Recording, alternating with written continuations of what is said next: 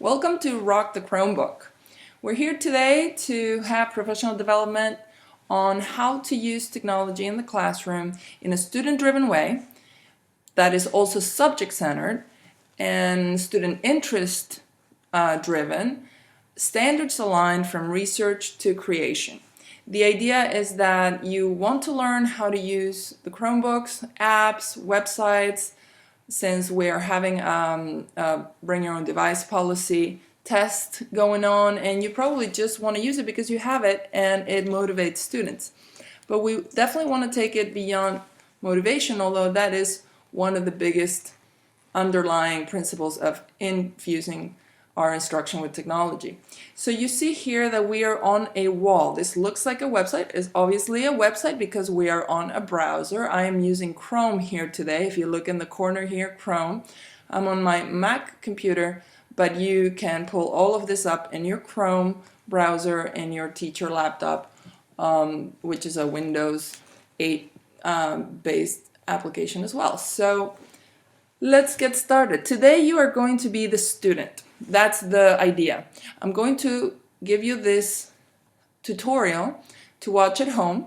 That is the beginning of me explaining the concept of the flipped classroom. So you have this tutorial at home. You can do this for any subject that you're teaching in your classroom. How am I creating this tutorial is going to be one of the things that you can learn about today. And it's very simple. This was actually given to me by our fellow third grade teacher, Catherine Blazer.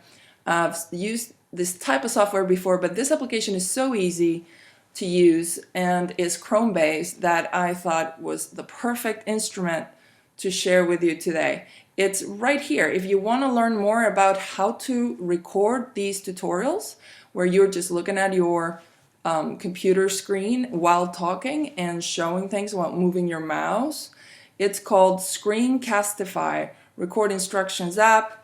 You can show your students how to use the internet, how to research, how to compare, contrast things, how to use Google Docs, everything by just downloading this or installing this extension into your computer.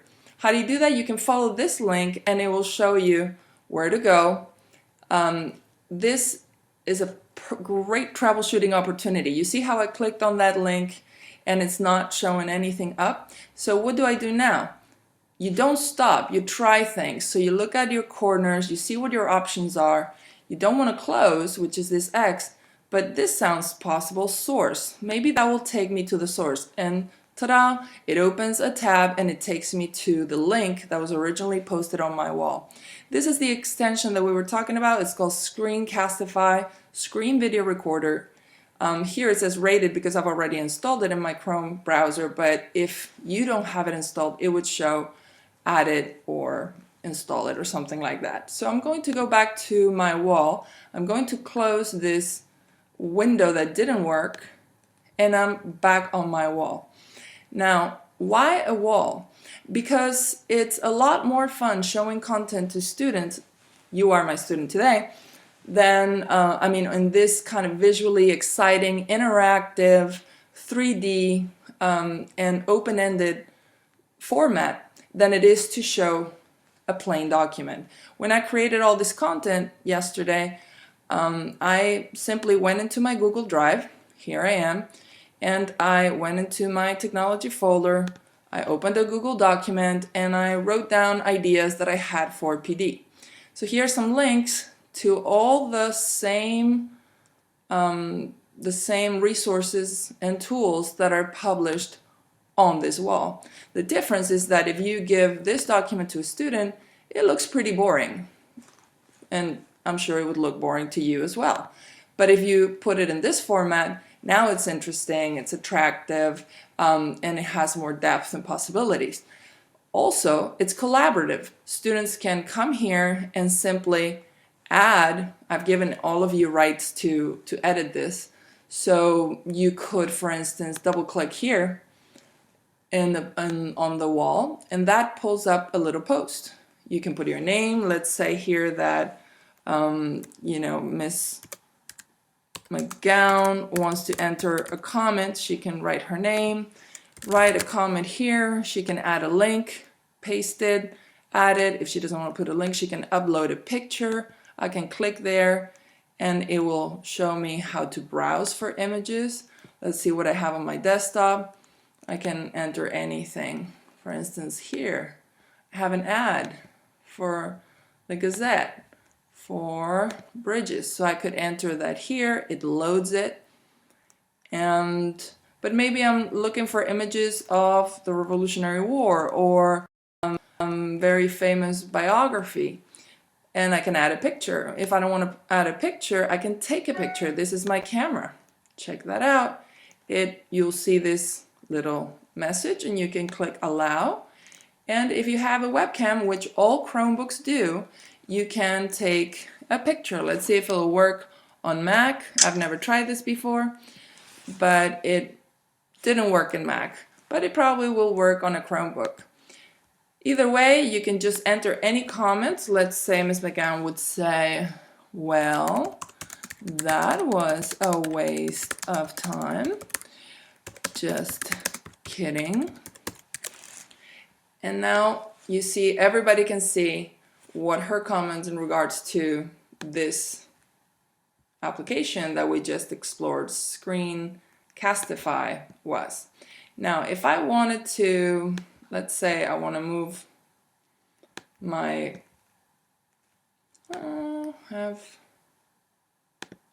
I'm going back to Screencastify. See how I'm recording here? It shows me what to do. I'm going to pause it. And now that I erased what I needed to do, I can resume my recording. Now, when you install this application, you will see setting up desktop capturing. You just have to follow these 3 steps and you'll be ready to use this application. Now let's go back to the wall. Here I have many resources that you can use in the classroom. Something like Socrative is basically an assessment tool in which students can use their cell phones, devices, Chromebooks, laptops, anything as a clicker. So you don't need the Promethean board, set up the $1,000 clickers. You just need to explore this app, see if you can install it, sign up classrooms, and create quizzes, and then you can have students take your questions and you will have immediate feedback on a number of things and actual data without having to correct lots of paperwork. This right here, create a wall of your own, is the tutorial that shows you how to create this very wall that I created for our session. I found this wall on this awesome website called Free Teacher Tech Tutorials. It has tons of resources, so you can have this kind of online tutorial, very easy, step by step, without the summarizing that I'm doing here now. And the summarizing I am doing is purposeful because I want you to explore these things. I don't want to give you a step-by-step thing process, because that is part of what a flipped classroom experience will look like. Now, researching Research for Kids is also a great resource for understanding what kinds of websites and tools students can use for their own work.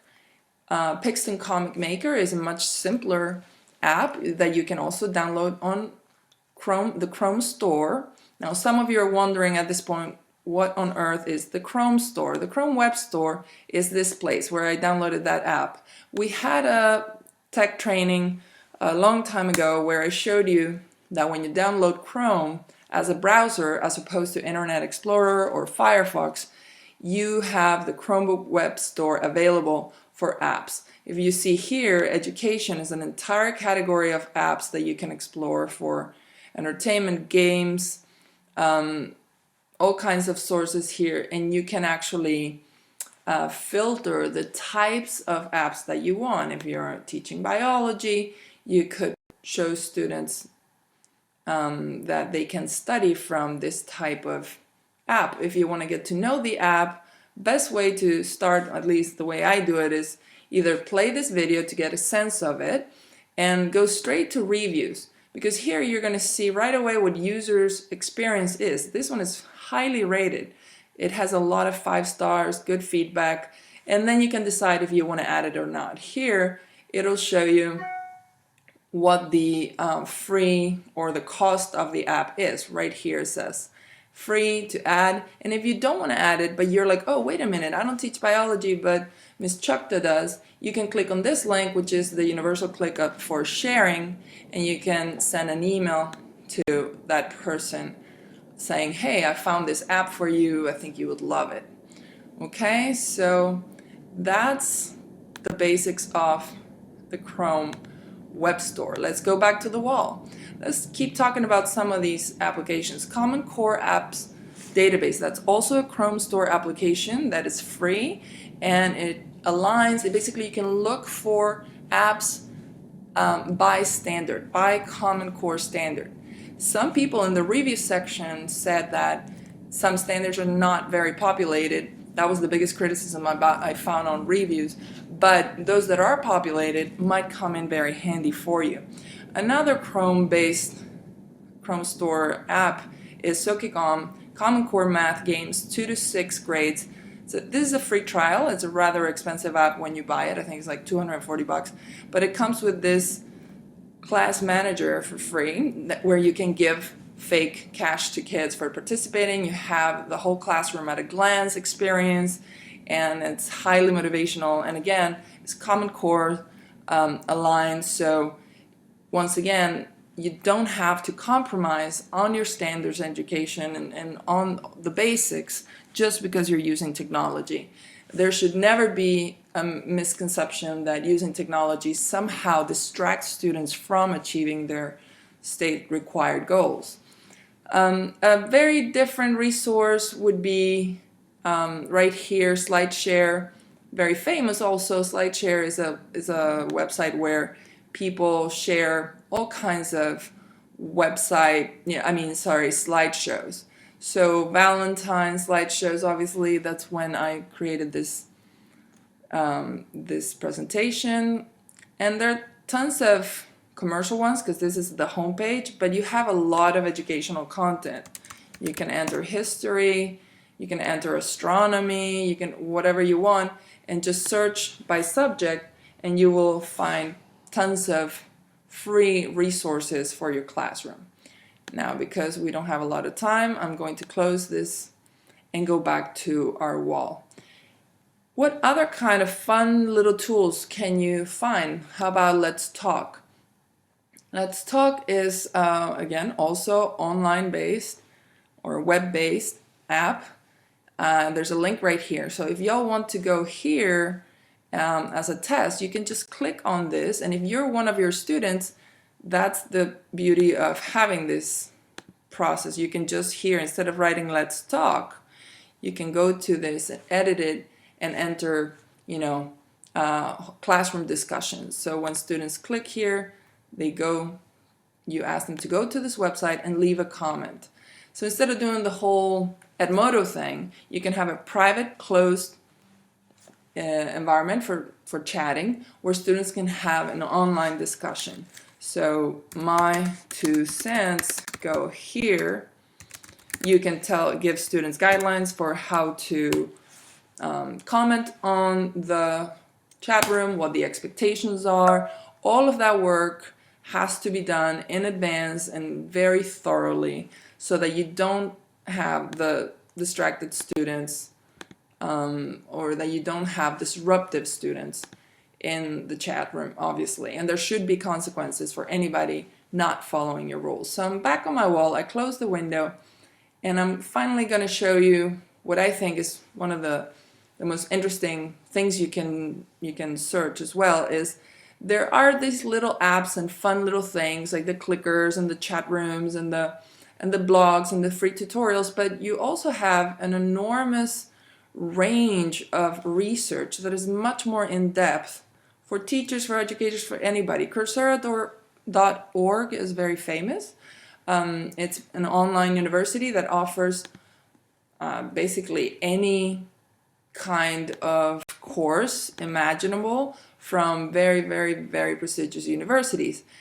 For some reason my Mac doesn't like this program. I just realized it's been working great on my teacher laptop, But once again, you can go to this source if you wanted to look at that link on the source. So Coursera.org. I've taken courses there before. They're free, and they're highly qualified institutions that deliver it, and that administrate it, and that you can, I believe, even get credit for some of it if you want to pay a fee. But otherwise, you can learn a lot for free. So History of the Slave South is one of the courses from the University of Pennsylvania that you can watch. You can learn about it here. You can join for free. It gives you the dates. It's a pretty amazing resource for anybody, really, not just for educators, for anybody that can't afford college, really. I have tons of friends that are self-taught, and this is one of those great ways of doing it. Ivy League courses for free. You can also do that if you're into Ivy League and you always wanted to go to Stanford. Well, this is where you should go. This particular website lists 825 free online courses from some of the best universities, Harvard, Oxford University, and you name it, it's here. And it's free. Skillshare, it's a much more, let's say, popular website where you can just learn specific skills. I love Skillshare because you can learn web design, you can learn how to use Excel, you can learn, again, that's not loading on my Mac, so I'm going straight to the website to show you the type of site that we're talking about. Find a class. So enroll in lifelong learning is their motto. It couldn't align better with what the life of a teacher is, and it actually lines up exactly with our mission as a school. Simple character animation, the first steps on hand lettering, get stuff done like a boss, design your workflow, double your productivity. I mean, absolutely anything. Calligraphy, Illustrator, which is an Adobe software, business models. I mean, it's infinite what you can learn on Skillshare. And some courses are free, some are paid a small fee, like $20 for a class. Let's go back to our wall. So that gives you a general idea of some of these resources that you can use in your classroom just to create a big lesson on a subject where students can focus in and hone in one aspect of the subject. So ideally, you would create a wall like this, or anything really. You can create a blog. You can create, I know we have teachers blogging on some of, I think, life cycles right now in kindergarten. But here you can ask students, go to this link, explore the subject. Again, it can be the Revolutionary War, it can be trigonometry, it can be polygons, it can be anything. And students would take one aspect of your unit, maybe, and create maybe a Pixton comic storyboard of the battle of whatever. So once again, I'll go to the source for this because by now I've figured that Mac doesn't like this thing. And here you can just let students set up accounts, or you can set accounts for them for certain things. But the point is, this is a Chrome-based app, so it's actually very, very easy, and you can just add it to Chrome, and students can create this type of comic storyboards that you see down there. My son does it for the love of it at home after he learned about it in science class.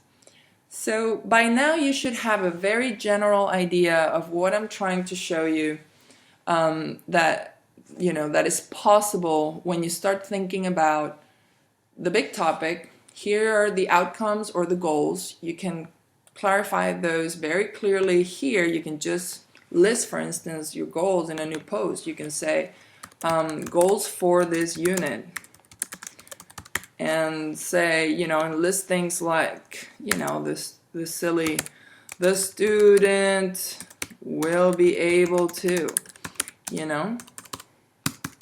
So if I am teaching you how to use technology in the classroom, I should be able to say the student will be able to explore one or more tech tools displayed here to produce or plan core subject lesson plans. Okay, so that could be my goals for this unit of the Chromebook, and I could put it here. Then I could use, like we were discussing earlier, you know, etiquette or expectations, and you can remind students about respect, how to communicate on chat rooms, or you can tell them, please do not post more than 1 or 2 posts on this wall, or please don't mess with the posts I already have. You can say a number of things so that you have a very clear expectations and you have a controlled environment, basically, as a teacher, which we love controlled environments, don't we? All right, now I'm going to move that little thing because it wasn't erasing. So how on earth do you create this wall? Well, very simply, you can just go to this link and it will take you to padlet.com. Okay, it will actually take you to the tutorial for padlet.com. And this is what it looks like. It's a guy that's doing exactly what I'm doing, talking on top of the website. It used to be called Wall Wisher, that's why you see that instead of Padlet.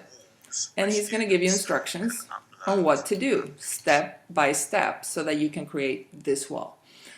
I'm not asking anybody to create this wall. You can create a Google document if you want, and you know, featuring the most interesting app you found that you can use for one of your lessons.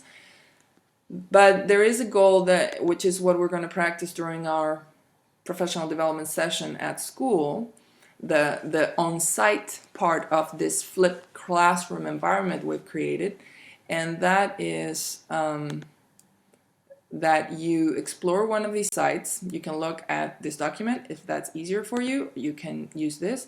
And I'm going to ask you to post something to this wall to the effect of what app or what website or what resource you found, and what was your experience, what were you able to do, what was your research experience like, what does it take, etc. So here you're going to put your name, Miss, Ruth, and you're going to write, I researched this website, okay? And tell me all about it. I'm not going to give you specific, formats or goals or whatever, because at this point, all I care about is that you go into these sites and spend a good amount of time looking for stuff that you like.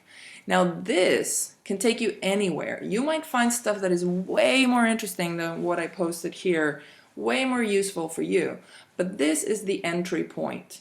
And that's what research is giving students a framework, a subject, clear expectations, but a lot of freedom in terms of how to gather content, how to bring it all together. That is what we call the find, filter, apply concept that the iSchool consulting firm was bringing to us the other day.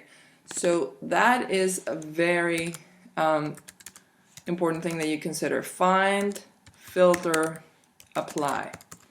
You give students this entry point, you give them the subject and framework, and then you let them go. And they will bring to you, in whatever format you give them options to deliver, the kind of presentations or projects that they want to do. Maybe you don't want to give them too many rules, because some will bring you a test that the class can do with them. Some will bring you a comic and storyboard. Some will bring you an awesome online discussion via chat room. Some will bring you a film or a slide presentation. But that freedom really allows you to not only have great diversity of delivery, but also it promotes engagement and excitement among students. Students like to do. They are tired of receiving things. So think about the flipped classroom and technology-infused units and lessons and research as sort of like a wormhole where students go in and they can just take it from there. And what they bring you back, you can have rubrics for that, you can have set expectations for that. Whatever they bring you back needs to be clear, but I'm sure that they will exceed your expectations.